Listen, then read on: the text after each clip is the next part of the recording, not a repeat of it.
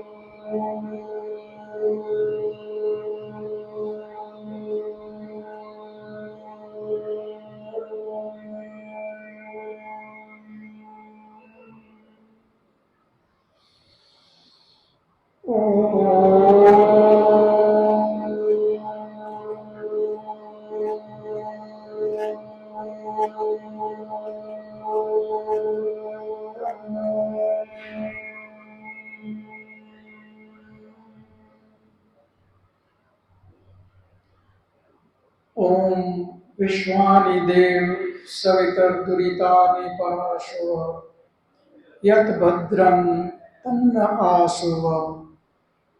હે પરમ કૃપાળુ પરમાત્મા, હે દયાળુ, તું એવી કૃપા કર મારી અંદર રહેલા દુર્ગુણ દુર્વ્યસન એ બધા મારાથી કોષો દૂર થઈ જાય, જેનાથી મારું આત્મિક કલ્યાણ થાય, જેનાથી મારી આધ્યાત્મિક ઉન્નતિ થાય, એવા સદગુણોથી તું મને ભરી દે. સૃષ્ટિ સંવત 1,96,53,126 વર્ષ, વિક્રમ સંવત 2082, જેઠ વદ ચોથ, તારીખ 15/6/2025, વૈદિક મહાસભા દ્વારા આ 42મી કક્ષામાં આપ સૌ ધર્મપ્રેમી ભાઈઓ તથા બહેનોનું હાર્દિક સ્વાગત છે. આપણે 41 કક્ષા પૂર્ણ કરી, આજે 42મી કક્ષા છે. લગભગ છેલ્લા 6 સેશનથી આપણે કર્મફળ વ્યવસ્થા ઉપર ચિંતન મનન કરીએ છીએ. આજે એ જ ક્રમને આપણે આગળ ચલાવશું. કર્મફળ વ્યવસ્થા માટે વેદનો મહાન સિદ્ધાંત અને ગીતાનો મહાન શ્લોક, જે કર્મ કરે એને ફળ મળે. તો આ પહેલું પગથિયું કર્મનો સિદ્ધાંત, જે કર્મ કરે એને ફળ મળે. બીજું પગથિયું કર્મ કરવા માટેના 3 સાધન છે: મન, વાણી અને શરીર. આ બીજું પગથિયું. ત્યાર પછી ત્રીજું પગથિયું, કર્મ 3 પ્રકારે થઈ શકે: કૃત, કારિત અને અનુમોદિત.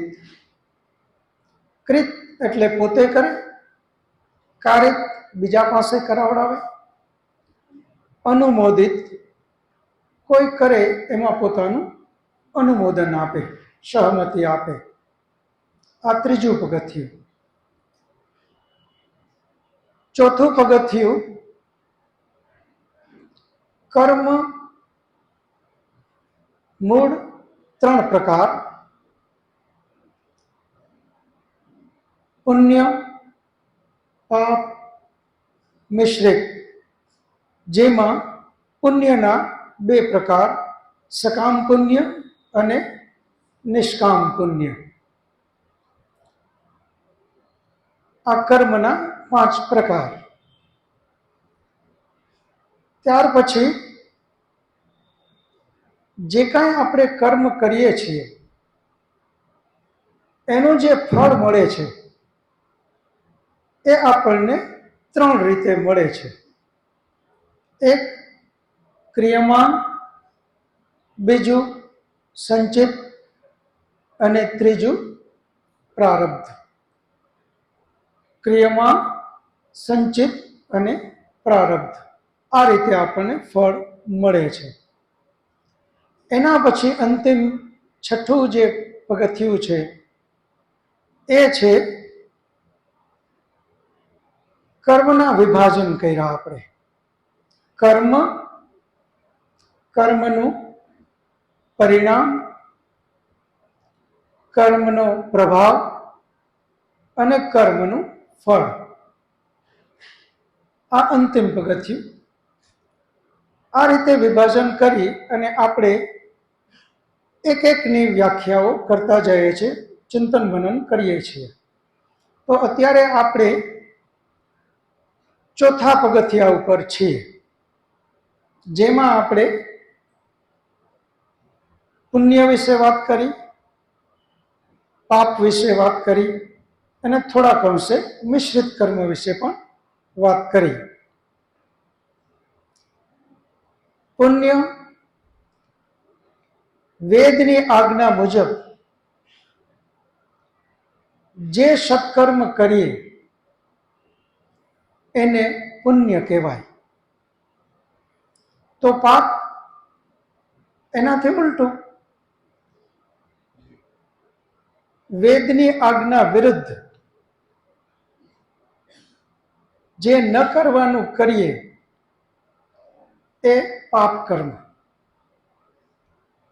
મિશ્રિત કર્મ માટે ઘણા પ્રશ્ન આવ્યા હતા. આજે પણ આપણે એ ક્રમને જ જાળવી રાખશું. અડધો કલાક અહીંયાથી હું વાત કરીશ અને અડધો કલાક તમારે લોકોએ પ્રશ્ન કરવાના છે. ત્યારે આપણે છેલ્લે જે પ્રશ્ન મુરલીભાઈ શ્રી દવેજીનો પ્રશ્ન હતો કે આપણે અહીંયા આજી ડેમ એ આખા રાજકોટને પાણી પૂરું પાડે છે અને એમાં કોઈ લોટની ગોળી કરી અને એ પાણીમાં માછલાને ખવડાવવા જાય તો એ પુણ્ય છે કે પાપ? તો આ જવાબ મિશ્રિત કર્મના આધારે આપણે કહી શકીએ. એટલે મિશ્રિત કર્મથી જ આપણી ત્રીજો આજે વિષય લેવાનો છે, એટલે આ ઉદાહરણને જ આપણે ક્રમશઃ કરીએ. તો એનો જવાબ એ આવે કે જે આજી ડેમ હોય, ન્યારી ડેમ હોય કે કોઈ તળાવ હોય કે કોઈ પણ જગ્યા જ્યાં આપણે માછલાઓને લોટની ગોળીઓ કરી અને ખવડાવવા જાય, એ માછલા ગોળીઓ ખાય એટલા પૂરતું પુણ્યનું કામ છે. પરંતુ જલ આપણી માલિકીનું નથી. જલ તો પરમાત્માએ બનાવ્યું છે, એ પરમાત્માની માલિકીનું છે. અને જેને આપણે દેવતા કહીએ છીએ, જલ દેવતા, વાયુ દેવતા, અગ્નિ દેવતા, આમ આપણે જળને માં પણ અનેક દેવતાઓ કીધા છે. જલ દેવતા એટલા માટે આપણે કીધા કે જલ જીવ સૃષ્ટિ માત્ર માટે અને મનુષ્ય માટે અતિ જરૂરી, એના વગર આપણે જીવન શક્ય નથી. તો જલને દેવતા કીધો અને જલની પૂજા કરવાની વાત કરી. તો જલની પૂજાનો મતલબ જ એ છે એને દીવો કરવો, અગરબત્તી કરવી, ત્યાં આ રીતે કોઈ ક્રિયાકાંડ કરવું એ નથી. જલની પૂજાનો અર્થ જ જલને શુદ્ધ રાખવું. જલને પવિત્રતા જળવાય એવું રાખવું, એનું નામ છે જલની પૂજા. હવે જે વાત આવે કે આપણે લોટની ગોળી કરી અને માછલાઓને ખવડાવીએ, તો પેલો પ્રશ્ન તો એ છે કે જો લોટની ગોળી આપણે ત્યાં માછલાઓને ન ખવડાવી હોત અને માછલા બધા મરતા હોત તો એ પુણ્યનું સાચું કામ છે. પરંતુ પરમપિતા પરમાત્માએ દરેક જીવને એટલે બનાવ્યા કે એની ત્યાં જરૂર છે, અને એની જીવન નિર્વાહની વ્યવસ્થા પણ પરમાત્માએ ત્યાં કરેલી જ છે. જ્યાં પણ જલ હોય એ દરેક જલની અંદરમાં એવા જીવજંતુ બનાવ્યા છે પરમાત્માએ કે એ એકબીજાનો ખોરાક બને છે. અને એનું સીધું ઉદાહરણ દરિયાની અંદરમાં અનેક જીવ છે. એ જીવને કોઈ ખાવા માટે આપણે વ્યવસ્થા કરતા નથી, એ પરમાત્માની વ્યવસ્થાથી ત્યાં એનું જીવન નિર્વાહ થાય છે. એ એકબીજાનું ભક્ષણ કરીને જીવે છે. એ જ રીતે આજી ડેમમાં, તળાવમાં કે ક્યાંય પણ માછલા છે, એ માછલાને આપણી ગોળીની જરૂર નથી, છતાં પણ આપણે આપ્યું અને એ માછલાએ ખાધું, એના પૂરતું પુણ્ય મળ્યું. પરંતુ પરમાત્માની આજ્ઞા છે કે જલને શુદ્ધ અને પવિત્ર રાખો. એ અપવિત્ર કરવાનું એક પાપ આપણા ઉપર ચડ્યું. ઉપરાંત એ જે લોટની ગોળીઓ આપણે માછલાને આપી, એ માછલા બધી જ ગોળીનું લઈ લેશે આવું જરૂરી નથી. બને એમાંથી અમુક ગોળી ફેલ જાય જે ન ખાય, અને એ ગોળી પાણીમાં જઈ કોહવાય, એમાંથી દૂષિત કરે પાણીને. એ એક વધારાનું પાપ પણ આપણા ઉપર આવે. તો થોડું તો પુણ્ય મળે, પરંતુ વધારે જે છે એ પાપ મળે. તો આમાં થોડું પુણ્ય અને વધારે પાપ, એટલે આ મિશ્રિત કર્મ છે, આ પુણ્ય કર્મ નથી. જ્યાં જ્યાં આવું કાર્ય કરીએ કે પુણ્ય અને પાપ ની વાત આવે ત્યારે સ્પષ્ટપણે આપણે વિચારીએ કે આ કર્મ કરવાથી શું ફાયદો છે.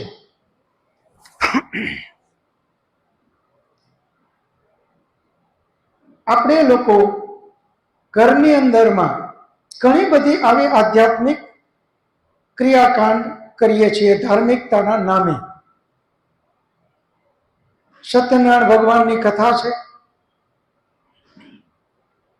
પંડિતજી સત્યનારાયણ ભગવાનની પૂજા કરાવવા આવ્યા. એક ત્રાસની અંદરમાં એ સત્યનારાયણ ભગવાનને કે ગણપતિ જે દાદાને એને રાખ્યા.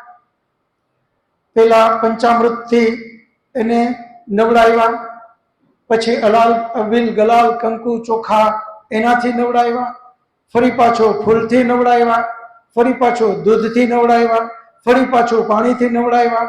આમ કરી અને અડધી બાલટી એક એનું પાણી, એની અંદરમાં અબીલ ગલાલ કંકુ ચોખા ફૂલ પંચામૃત દૂધ આ બધું પડેલું છે. અને પછી પંડિતજી એમ કહે કે હવે આને જઈ અને જલમાં પધરાયો. એવે સમયે આપણે વિચારતા નથી કે આપણે ખરેખર આ જલમાં પધરાવાય. આપણે બધા જ જાણીએ છીએ અબીલ કેમિકલમાંથી બને, ગલાલ કેમિકલમાંથી બને, કંકુ આ બધું જ કેમિકલમાંથી બને. ઉપરાંત ફૂલ, દૂધ, પંચામૃત આ બધી જ વસ્તુ પાણીમાં જઈ અને સડે ગળે દૂષિત થાય, પાણીને પણ દૂષિત કરે. એ કર્મ આપણે પુણ્યના નામે મિશ્રિત પણ નથી, માત્ર પાપનું કર્મ કરીએ છીએ. એમાં તો મિશ્રિત પણ નથી, 1% પુણ્ય મળતું નથી, માત્ર પાપ કર્મ કરી નાખીએ છીએ. તો અહીંયા આપણે આ 3 કર્મને બરાબર સમજીએ. પુણ્ય કોને કહેવું, પાપ કોને કહેવું અને મિશ્રિત કોને કહેવું. પુણ્ય, જે પુણ્ય કર્મ કરવા માટે વેદમાં આજ્ઞા છે એ જ કર્મને કરવું એનું નામ પુણ્ય. એનાથી વિપરીત કરવું એનું નામ પાપ. પરંતુ ઘણા કર્મ એવા છે, જેમ હમણાં આપણે વાત થઈ, માછલાને ગોળીઓ ખવડાવવી, અથવા તો એક કિસાન ખેતી કામ કરે છે તો એવી વખતે હળ ચલાવવામાં ઘણા જીવજંતુઓ મરે છે, તો એ થોડું પાપ લાગે છે. પરંતુ એ જ કિસાન દ્વારા જે કાંઈ ધાન્ય ખેતી કરી અને સમાજ માટે જે સેવાનું કામ કરે છે, આપણામાં કહેવાય છે કે ધન ધાન્ય વગર સમાજ જીવન શક્ય નથી. ધન વગર તો હજુ ચાલી જાય, ભોજન વગર એક પણ જીવ જીવી ના શકે. તો એ મહાન પુણ્યનું કામ એ કિસાન દ્વારા થાય છે. તો પાપ નગણ્ય છે, જ્યારે પુણ્ય બહુ મોટું છે. તો એ મિશ્રિત કર્મ હોવા છતાં એ પુણ્ય કર્મની અંદરમાં એનું પુણ્યનું ભાથું એનું બહુ મોટું આપણને મળે છે. તો આ રીતે આપણે આપણા જીવનની અંદરમાં જ્યાં જ્યાં પુણ્યના નામે આપણે કર્મ કરીએ છીએ એ કર્મની અંદરમાં ચિંતન કરીએ. આપણે અલગ અલગ ઘાસોટીના પથ્થરો ખિસ્સામાં રાખ્યા છે, એ ઘાસોટીના પથ્થરો આપણે ખિસ્સામાંથી કાઢવાના છે. જ્યાં પણ પુણ્યના નામે કર્મ કરવાની વાત આવી, તરત જ આપણે એને એ ઘાસોટી ઉપર લઈ જઈએ અને ચેક કરીએ કે ખરેખર આ પુણ્ય છે, પાપ છે કે મિશ્રિત છે. કોઈ પંડિતજી કહે અને તરત જ આપણે કરી નાખવું એ વેદ આજ્ઞા વિરુદ્ધ છે. વેદમાં સ્વયં પરમાત્મા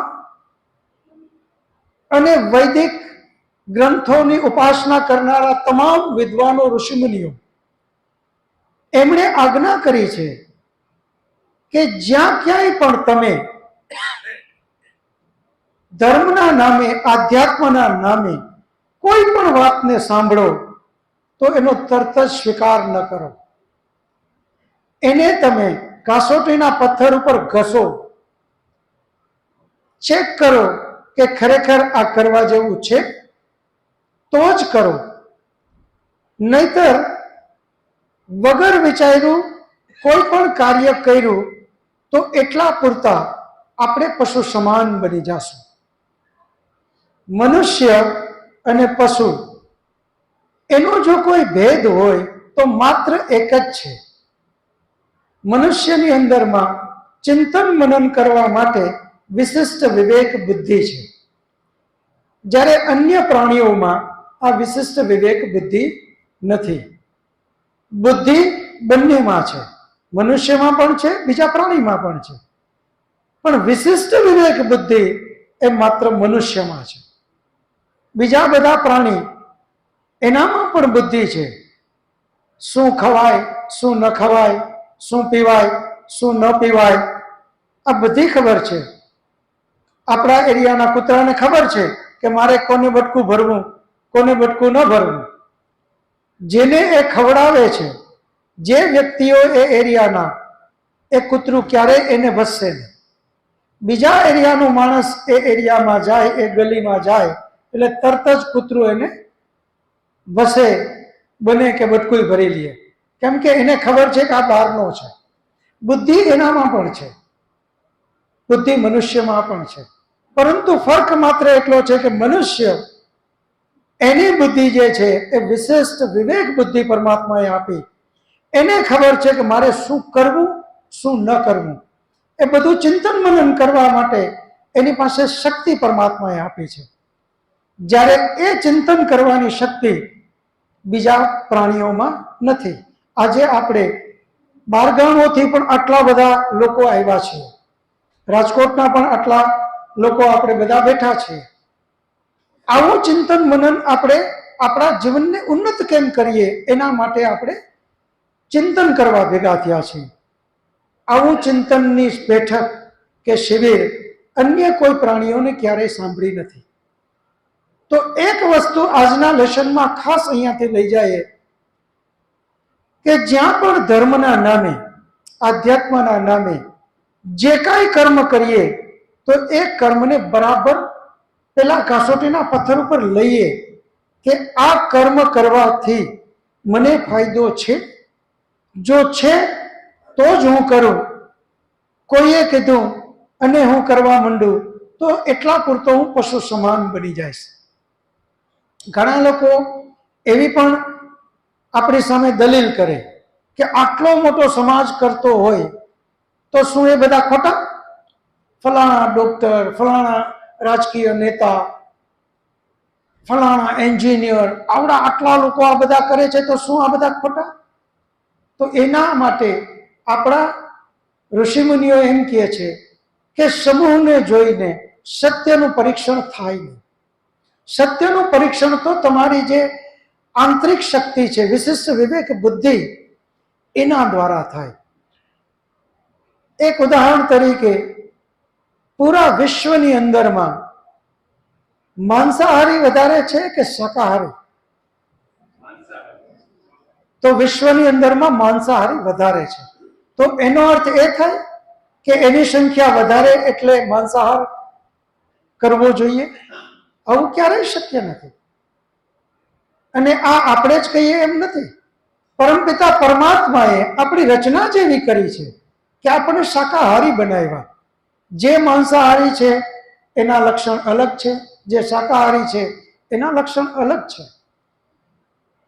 તો સમૂહ જોઈને ક્યારેય એવું ન નક્કી કરી શકાય કે એ સત્ય છે, એ કરવું જોઈએ. આવું ક્યારેય શક્ય નથી. એ જ રીતે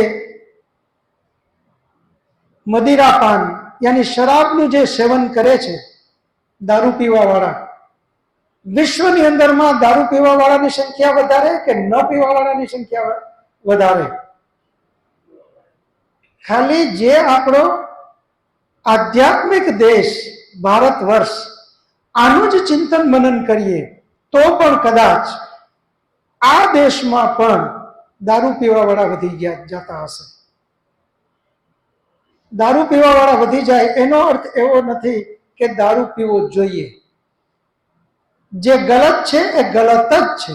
પછી કોઈ પણ આવીને વાત કરે, ગમે તેવા કપડામાં આવીને વાત કરે, ગમે તેવા તિલક કરેલાની ગમે તેવી જટાઓ હોય, સત્ય સત્ય છે, જ્યારે અસત્ય અસત્ય છે.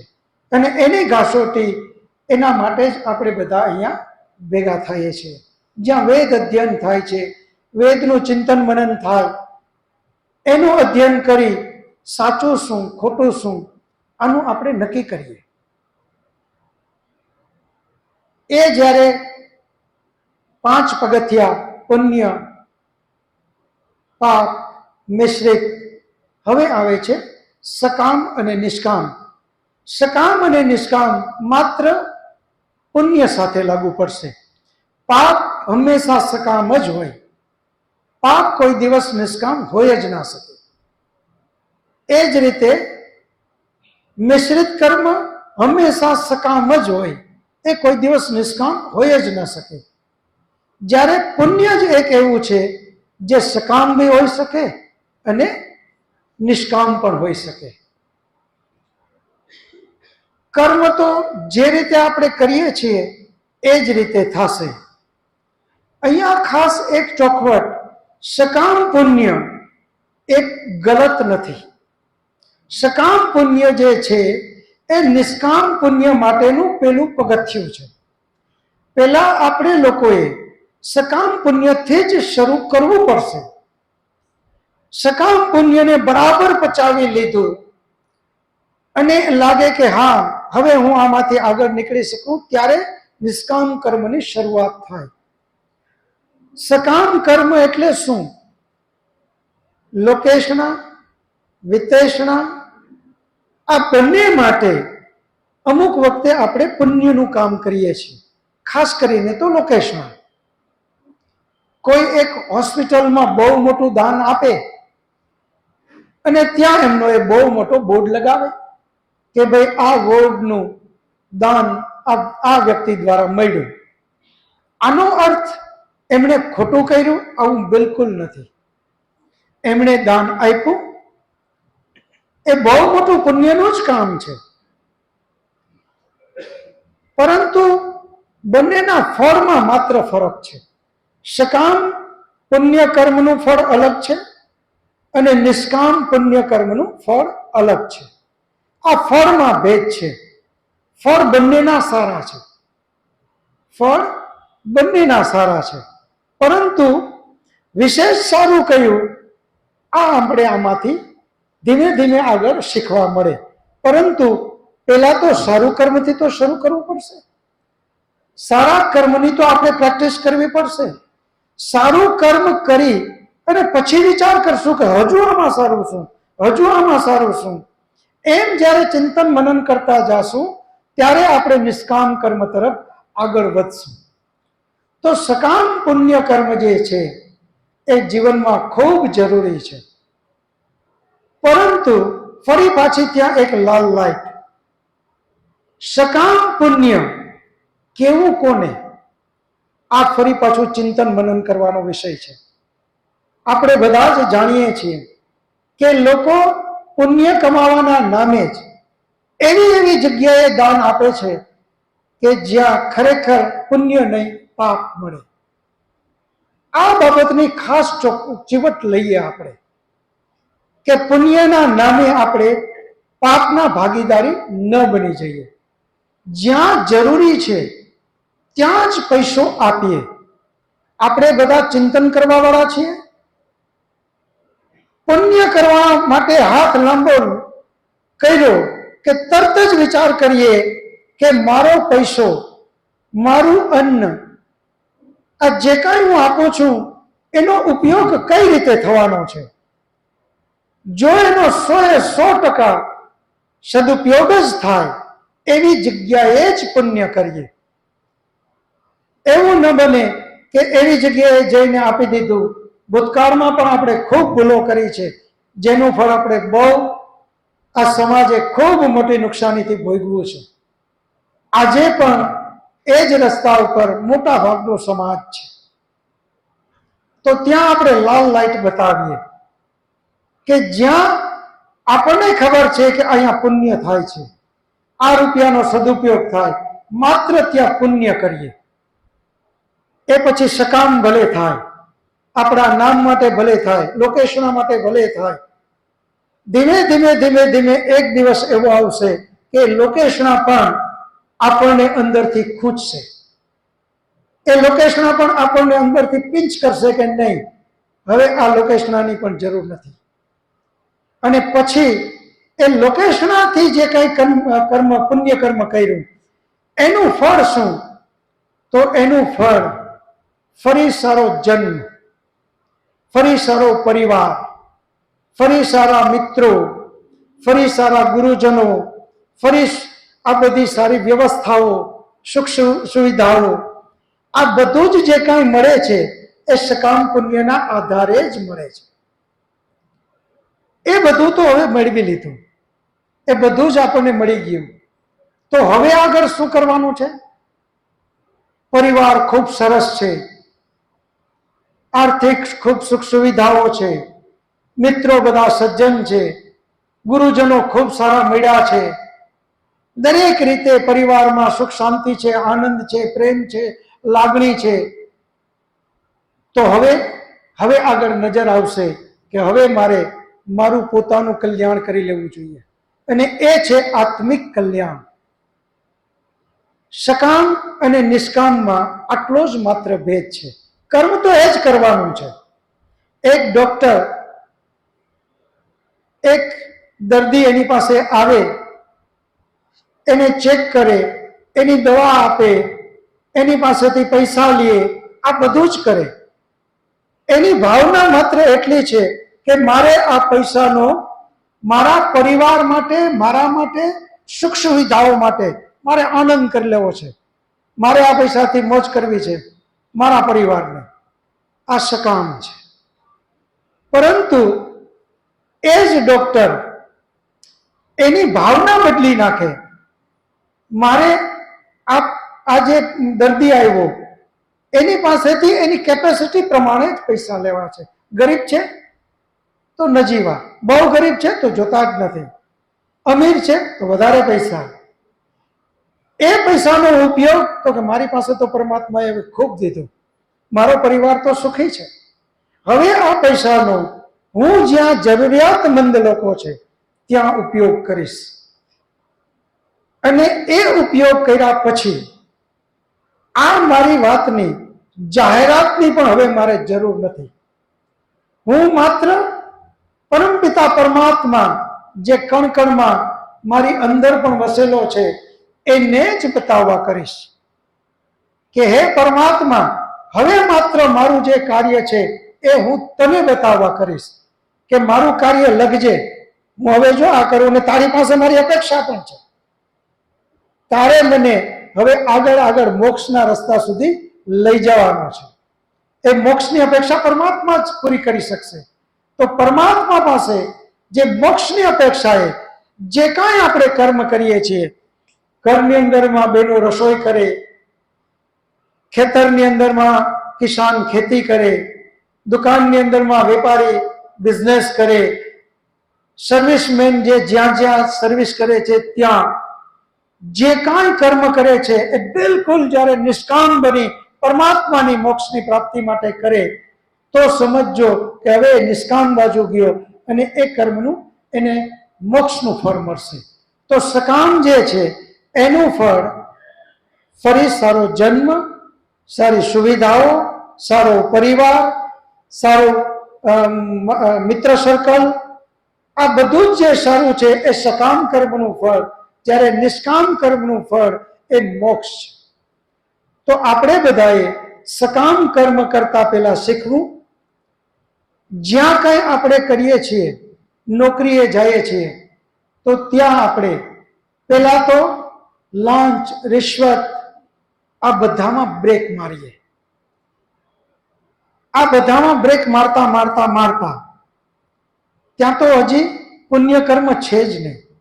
એ બધાને બ્રેક મારવી એ તો આપણી નૈતિક જવાબદારી છે. જે પાપ કર્મ છે એમાંથી છૂટવું, અને એમાંથી જ્યારે છૂટી ગયા પછી ધીમે ધીમે ધીમે ધીમે પુણ્ય કર્મ. પુણ્ય કર્મનો મતલબ જે વ્યક્તિ આવ્યો ટેબલ ઉપર ફાઇલ રાખી પરમાત્માને સાક્ષી માની યથાસંભવ શીઘ્ર એનું કામ કરી દેવું, દુકાનની અંદરમાં ભેળસેળ ન કરવી, જે કંઈ ગ્રાહક આવે યથાસંભવ એને શુદ્ધ વસ્તુ જ વેચવી અને એમાંથી જેટલું માર્જિન રાખી શકાય એટલું જ રાખી એનું પાછું સત્કર્મ કરવું. આમ આપણે જીવનમાં આગળ આગળ પુણ્યમાં વધતા જાય. પહેલા તો પાપમાંથી છૂટીએ, પછી પુણ્યની અંદરમાં વધતા જાય, સકામ પુણ્યમાં શિખર ઉપર પહોંચી અને પછી આપણે નિષ્કામ કર્મ તરફ આગળ વધીએ. આ રીતે આપણી યાત્રાને આગળ વધારવી એ જ આપણો વેદ કહે છે, એ જ આપણો ઉપનિષદ, દર્શનશાસ્ત્રો, વેદાંત આ બધું જ કહે છે. હવે પ્રશ્નનો શરૂઆત થશે. હું કિશોરભાઈ પરમાર આપની પ્રેરણાથી, વસંતભાઈની પ્રેરણાથી આવું છું. મારે પ્રશ્નની પણ એક ગુંજવતો પ્રશ્ન અત્યારે આવ્યો છે કે ભાઈ કર્મફળ અને ભાગ્ય એ બે વચ્ચે શું સંબંધ છે? તો અત્યારે આપણે જે અમદાવાદની અંદર પ્લેન ક્રેશ થયું અને ઘણા માણસો અંદર એમાં પ્લેનના પેસેન્જર હતા, પછી પ્લેન જેની ઉપર પડ્યું એ ડૉક્ટરો હતા, તો એ લોકોને એનું કર્મનું ફળ મળ્યું કે એમનું ભાગ્ય લખાયેલું હતું? પ્રશ્ન માટે આપણે બધા ભાઈઓ કરીએ. કિશોરભાઈનો પ્રશ્ન એ છે કે ભાગ્ય અને કર્મમાં શું ફરક? જે હમણાં જ આપણે બધા જ એ બહુ મોટા દુર્ઘટનાનો, દુઃખનો સામનો આપણે બધા કર્યો છે અને એમાં પ્લેન ક્રેશ થયું એ પ્લેનની અંદરમાં બેઠેલા લગભગ 241 લોકો, એક જ કોઈ ભાગ્યશાળી વ્યક્તિ કે જે બચી ગયો, બાકી બધાનું એમાં મૃત્યુ થયું. ઉપરાંત જે બિલ્ડિંગમાં એ પ્લેન ક્રશ થયું એ ડોક્ટરો ભણતા હતા એવા હોનહાર, જે આ રાષ્ટ્રને જરૂર એવા યુવાનોનું પણ એમાં મૃત્યુ થયું. તો આને આપણે નસીબ કહેવું, એના કર્મનું ફળ કહેવું, કે આને શું કહેવું?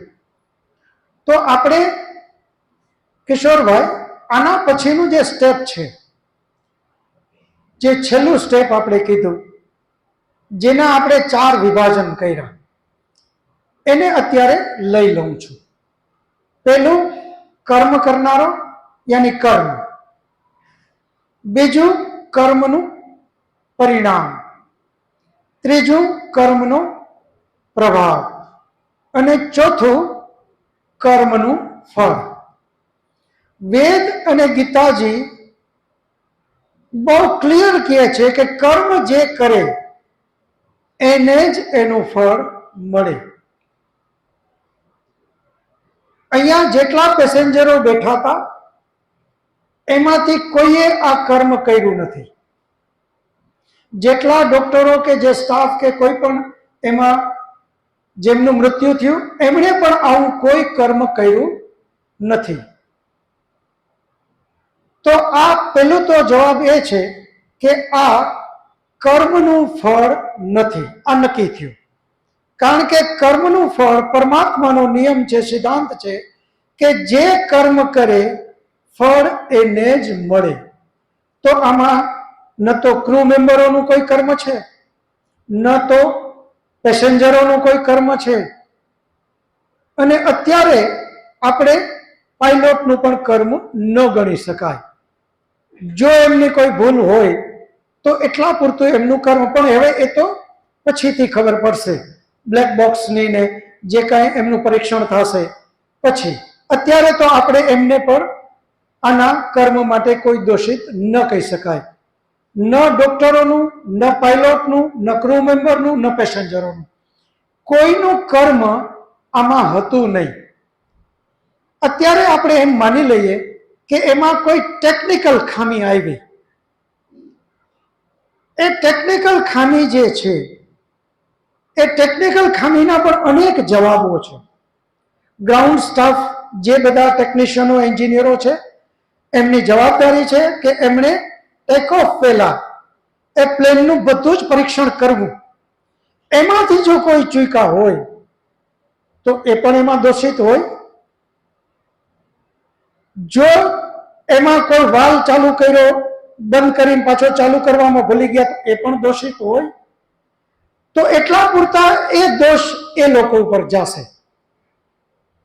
એમણે એમના કર્મનું જેટલી ભૂલ છે એને જાણી જોઈને ભૂલ નથી કરી, પરંતુ એક આપણે કહે ને કે હ્યુમન એરર, એક મનુષ્યકૃત ભૂલ થવી, જાણી જોઈને કરવું તો એનું બહુ મોટું પાપ છે. પરંતુ ભૂલથી ભૂલ થઈ છે તો એટલા પૂરતું પાપ એના ઉપર જશે. પરંતુ પરમપિતા પરમાત્મા કર્મનું ફળ કર્મ કરનારને જ આપે છે.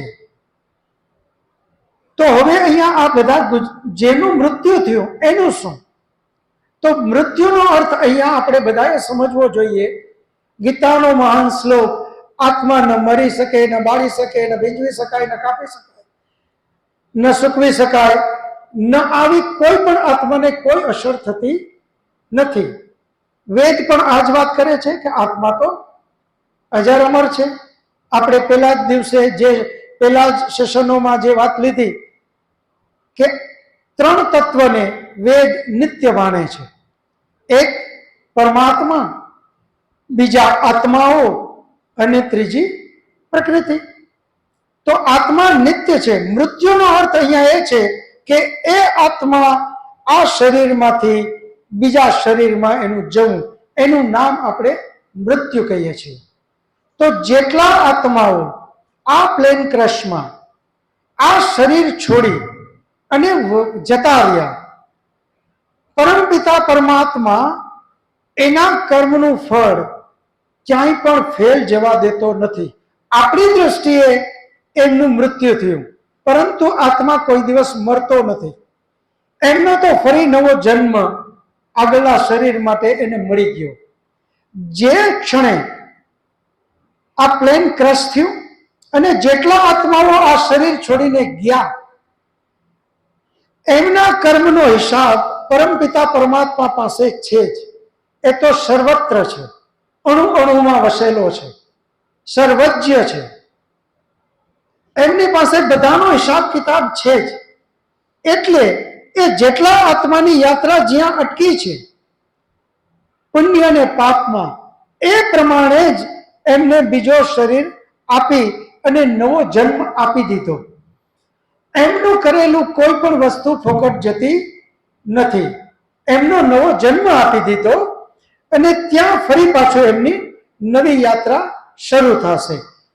આ જન્મમાં એને જે સુખ મળવાનું હતું એ બધું જ સુખ એને આગળ મળી જશે. એને પરમાત્મા એને આગળ આપી જ દેશે. એનું જીવનની અંદરમાં જે કાંઈ સુખ અને દુઃખ એના કર્મ પ્રમાણે મળવાનું છે એમાં કોઈ ફેરફાર નહીં થાય. તો આ જે મૃત્યુ થવું એ કોઈના કર્મનું પરિણામ છે, ફળ નથી. આ બધાનું મૃત્યુ એ શું છે? પરિણામ છે. હવે અહીંયા કર્મ શું? તો કે પ્લેન ક્રશ થવું. આને આપણે કર્મ સમજીએ. પ્લેન ક્રશ થવું એને કર્મ સમજીએ. એના પરિણામે શું? તો કે આટલા બધા આત્માઓનું અહીંયાથી વિદાય લેવી, યાની મૃત્યુ આપણે કહીએ આપણી ભાષામાં. હવે એ છે પરિણામ. જે સ્વજન અહીંયાથી વયો ગયો, એનાથી એના પત્ની, બાળકો, માતા પિતા, ભાઈ બહેન, સગાવાલા, મિત્ર સર્કલ, ઇવન આપણે બધા એમનાથી પરિચિત નથી, તો પણ આવી દુર્ઘટના જોઈને આપણે પણ દુઃખી થયા. એમના ઘરના પણ દુઃખી થયા, આપણે પણ દુઃખી થયા. તો એ જે છે એ પ્રભાવ છે, એ પણ કર્મનું ફળ નથી. જે સ્વજન અહીંયાથી વિદાય લીધી, એમના નજીકનામાં જેટલા લોકો છે, દૂર દૂરથી શરૂ કરીએ તો દૂરના લોકો અમુક દિવસ, આપણે 2-5 દિવસ પછી ફરી પાછા આપણા ક્રમમાં આવી જશું, આપણે દુઃખમાંથી બહાર નીકળી જશું. જેમ જેમ દૂરના એ જલ્દી બહાર નીકળશે, જેમ જેમ એના નજીકના પરિવાર, એને ઘણો સમય લાંબો દુઃખ સહન કરવું પડશે. અમુક વખત તો આ જીવન એને દુઃખ સહન કરવું પડે, આવી પણ પરિસ્થિતિ બને.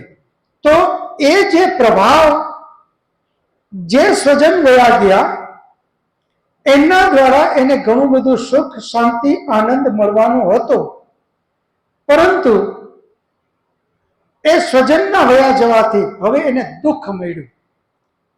એ જે દુઃખ જે મળે છે, જરૂરી નથી કે અતિશય દુઃખી થઈ જાય તો પરમાત્મા એને એટલા દુઃખનું, પરમાત્માના પાસે એનો હિસાબ કિતાબ છે કે આ સ્વજન જવાથી આનું દુઃખ કેટલું, એ એની પાસે ફિક્સ ડેટા છે. કારણ કે દુઃખનું માં કેટલું દુઃખી થવું એ પણ પોતાની કક્ષા ઉપર છે. એટલે બધા જ દુઃખ એક સમાન દુઃખી કરતા નથી.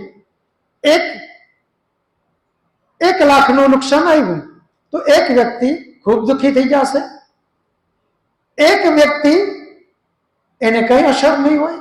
તો દુઃખ જ બધાને એક સમાન દુઃખી કરે આવું નથી. તો પરમાત્મા પાસે આનો હિસાબ કિતાબ છે કે આટલું દુઃખ આવે એટલે આ કેટલા આનું દુઃખ ગણાય. તો એ જે પ્રભાવમાં દુઃખી થયા, એને હવે એના કર્મમાં પાપ અને પુણ્ય કરેલા કર્મ, જેમાં પાપ કર્મ છે એનું દંડ પરમાત્માએ આપવાનો છે. વિનાકારણ જે દુઃખ ભોગવી લીધું, એ દુઃખ આગળ એને જે દંડ આપવાનો છે એમાંથી માઇનસ થઈ જશે. એમને પણ એનાથી કોઈ ફરક નહીં પડે. અત્યારે દુઃખી છે, પરંતુ એને પણ પરમાત્મા એ દંડ આપવાનો જે છે અને જે એને દુઃખ આવવાનો છે એમાંથી એ દુઃખ એને બાદ થઈ જશે. એટલે એ ત્યાં એનું કમ્પન્સેશન થઈ ગયું. હવે જે આવે છે પ્રભાવ અને પછી આવશે કર્મનું ફળ, જેના ભૂલથી જેના દ્વારા આ થયું છે, આ બધાનો દંડ પરમાત્મા એને આપશે. એટલે પરમાત્માનો તો હિસાબ કિતાબ જનારા માટે પણ છે, દુઃખ ભોગવનારાઓ માટે પણ છે, અને જેણે કર્મ કર્યું છે એને જ ફળ આપે પરમાત્મા. માટે કરીને કોઈએ એવું ન સમજવું કે આ એક્સિડન્ટમાં કમોત થયું, ફલાણું થયું, આવો શબ્દ કોઈએ ન વાપરવો અને પરિણામે એનો આત્મા ભટકે, આવી કોઈ દિવસ કોઈ ભૂલ ન કરવી. માત્ર એક જ વિચાર કરવો કે એ લોકો તો સજ્જન હતા, એમણે એવા કોઈ ખોટા કર્મ નથી કર્યા, તો હવે પરમાત્મા એના આત્માને શું કામ દંડ આપે ને ભટકાવે? આવી કોઈ દિવસ ભ્રાંતિમાં ન જાવ. આનું ચિંતન મનન કરવા જ આપણે બધા અહીંયા ભેગા થઈએ છીએ. આવી ભ્રાંતિમાંથી બહાર નીકળવા માટે જ આપણે બધા અહીંયા ભેગા થઈએ છીએ.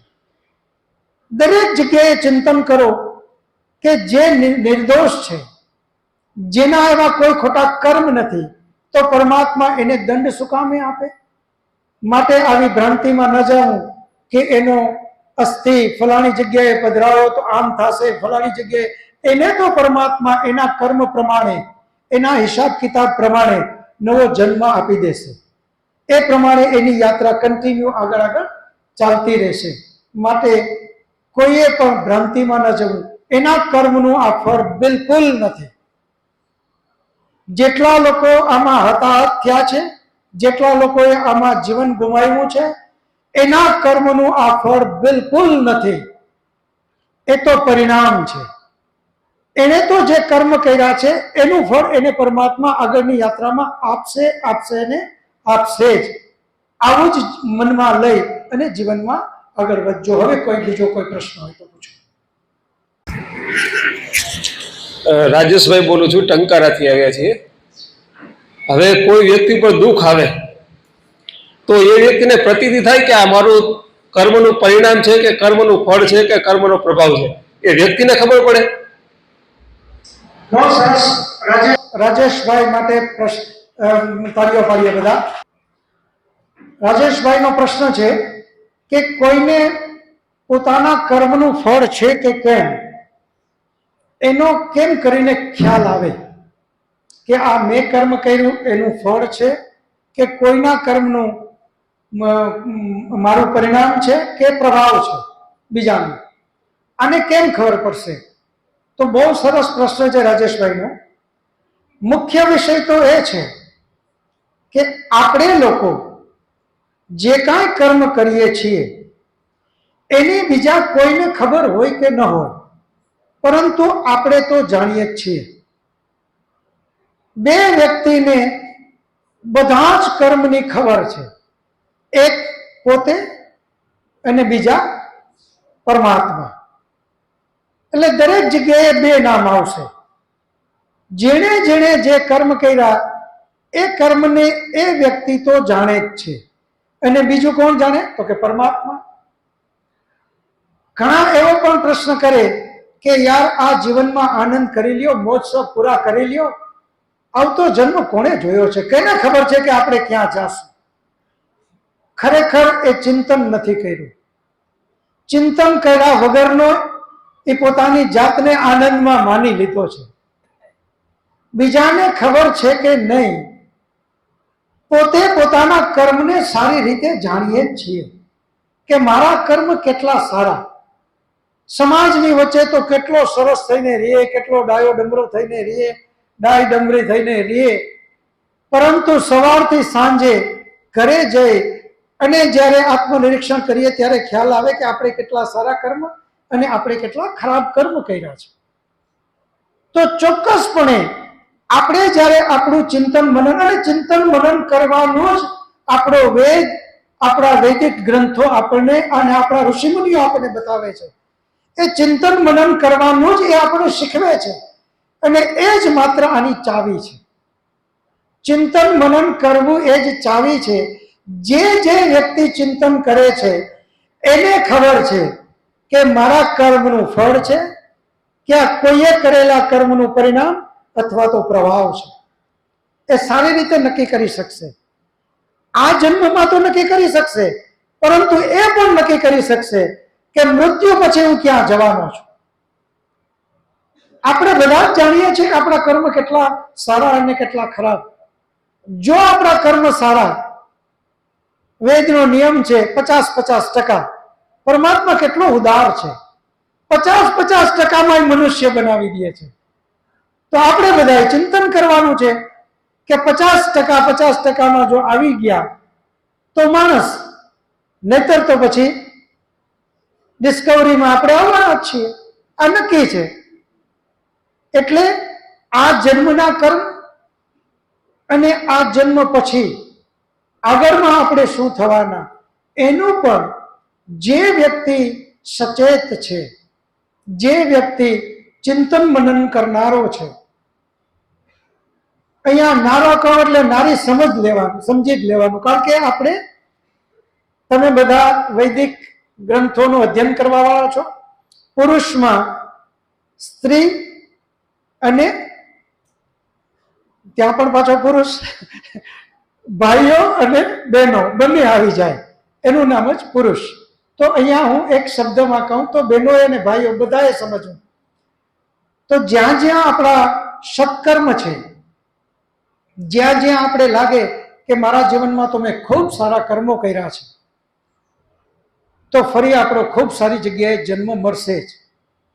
મેં ખૂબ સારા કર્મ કર્યા છે અને જો સમજો કે મારા જીવનની અંદરમાં કોઈ દુઃખ આવ્યું તો પણ કોઈએ હતાશ ન થવું. આમાં પણ બહુ મોટી લાલ લાઈટ આપણે રાખવાની જરૂર છે. અનેક એવા પાપી છે, પાપાચારી લોકો છે કે જે ખૂબ પાપ કરે છે, પરંતુ આપણે એની જાહો જલાલી, કારણ કે માપદંડ જ આપણે એ કર્યો છે. અત્યારે સુખી અને દુઃખીનો માપદંડ શું આપણી દ્રષ્ટિએ? તો કે એની પાસે કેટલો પૈસો છે, એની પાસે કેવા બંગલાઓ છે, એની પાસે કેટલા નોકર ચાકરો છે, એના કેટલા બિઝનેસો છે, આને જ આપણે સુખ કહીએ છીએ. એ છે પાપાચારી, પરંતુ સુખી છે. એક વ્યક્તિ ખૂબ સજ્જન, ધર્મના રસ્તે ચાલનારો, પરંતુ આપણે એ દ્રષ્ટિએ એ દુઃખી છે, કારણ કે એની પાસે પૈસો નથી, એની પાસે વ્યવસ્થાઓ નથી, તો આપણે એને દુઃખી માનીએ છીએ. એવી વખતે હતાશ અને નિરાશ થઈ આપણે લોકો સત્યનો રસ્તો છોડી અને શોર્ટકટ રસ્તો અપનાવીએ છીએ. આ જીવનમાં ભૂલ ક્યારેય ન કરતા. આત્મા નિત્ય છે. આત્મા કોઈ દિવસ મરતો નથી, સિવાય આત્માના કર્મોનું ફળ જન્મો જન્માંતર સુધી ચાલે છે. એ એક જન્મમાં પૂરું થતું નથી. એ આપણે આગળ નિયમો જોઈ લીધા. જો એ ક્રમશઃ હોય તો એક ચિંતન ખાસ કરવું કે એક વ્યક્તિ સજ્જન છે અને અત્યારે દુઃખી છે, તો એમના જે પૂર્વે કરેલા ખરાબ કર્મો એનું ફળ ભોગવવાનો અત્યારે સમય ચાલુ છે. એનાથી ઉલટું એક દુર્જન વ્યક્તિ, પાપાચારી વ્યક્તિ અત્યારે સુખી દેખાય તો એનો અર્થ એ છે એણે પૂર્વે કરેલા સારા કર્મ એનું અત્યારે પીરિયડ ચાલુ છે ફળ ભોગવવાનું. પરંતુ વેદ અને ગીતાનો મહાન સિદ્ધાંત આ ક્યાંય અપવાદ રૂપે લાગુ પડતો જ નથી. અને ખાસ ગાંઠ વાળી લેજો, જે કર્મ કરે એને એનું ફળ ભોગવવું પડે અને ભોગવવું જ પડે. આમાં છૂટકો જ નથી. બંગલામાં રહેતો હોય, મહેલમાં રહેતો હોય કે ઝોપડામાં રહેતો હોય, આ નિયમ સાર્વત્રિક નિયમ છે, સર્વજનાય નિયમ છે. એમાં કોઈ વ્યક્તિ બાદ બાકી નથી. જ્યાં જ્યાં એમ લાગે કે આમ કેમ, થોડુંક ચિંતન કરશું તો જવાબ મળી જશે કે આ સુખી એટલા માટે છે કે એમનું પૂર્વે કરેલું સારા કર્મ એનું ફળ અત્યારે ભોગવે છે. આ વ્યક્તિ સજ્જન હોવા છતાં દુઃખી એટલે છે એને પૂર્વે કરેલા ખરાબ કર્મ એનું અત્યારે એનો પીરિયડ ચાલુ છે, પણ અત્યારે જે દુર્જન જે ખરાબ કર્મ કરે છે એને પરમાત્મા માફ નહીં કરે. જો સુખ સુવિધા બધું જ છે અને એની સાથે જો પુણ્ય કર્મ હશે તો 4 ચાંદ લાગશે, ખૂબ આગળ જીવનમાં વધશે, ફરી પાછો સારી જગ્યાએ. પરંતુ જો ભાન ભૂલી ગયો અને એ પૈસાના મદમાં, સત્તાના મદમાં કાંઈ પણ ગલત કર્મે ચડ્યો, તો અત્યારે તો એ સુખી છે, પરંતુ એ બધા જ ખરાબ કર્મ એનું એને ભવિષ્યમાં દુઃખ આ જન્મ અથવા તો પછીના જન્મમાં, આવતા જન્મમાં એમાં એને ભોગવવું જ પડશે. તો સુખીને જોઈ અને દુઃખીને જોઈ અને ચલિત ન થઈએ. આપણો જે પરમપિતા પરમાત્માએ વેદમાં જે સિદ્ધાંત આપ્યો, જે નિયમ આપ્યો, એને બરાબર પકડી અને આગળ ચાલીએ. કોઈનો પ્રશ્ન હોય તો. અને પછી મારું નામ ટીશિતા સોલંકી છે અને મારો પ્રશ્ન એ છે કે જ્યારે પણ ઇલેક્શન્સ આવે ત્યારે નેતાઓ અને તેમના કર્મચારીઓ બધાય દાન કરે જરૂરતમંદોને, ગરીબોને, કેમ કે જેથી કરીને એને વોટ મળે. તો વોટ એટલે એક દાન એટલે કર્યું કે એ લોકોને લાલચ હતી કે અમને વોટ મળે. તો એને પાપ કર્યું કે પુણ્ય? બહુ સરસ. ટીશિતા દીકરી માટે બધા તાળીઓ પાડીએ. ઈશિતાએ એક શબ્દ વાપર્યો કે જ્યારે ઇલેક્શન આવે ત્યારે નેતાઓ દાન કરે છે. ખરેખર બેટી, પહેલો પ્રશ્ન તો એ છે કે દાન એટલે શું? દાન અને રિશ્વત આમાં બહુ મોટો ભેદ છે બેટા. કોઈ ઓફિસમાં જઈ અને કામ કરાવવું છે, ખોટું કામ કરાવવું છે. હવે એ ઓફિસર આપણે ખોટું કામ કરશે નહીં, તો એવી વખતે આપણે એને પૈસા આપીએ, એને દાન કહેવાય કે લાંચ કહેવાય? લાંચ કહેવાય. એક નેતા ઇલેક્શન વખતે એને ખબર છે કે મેં કોઈ સારા કામ કર્યા નથી, મને કોઈ મત આપવાનો નથી.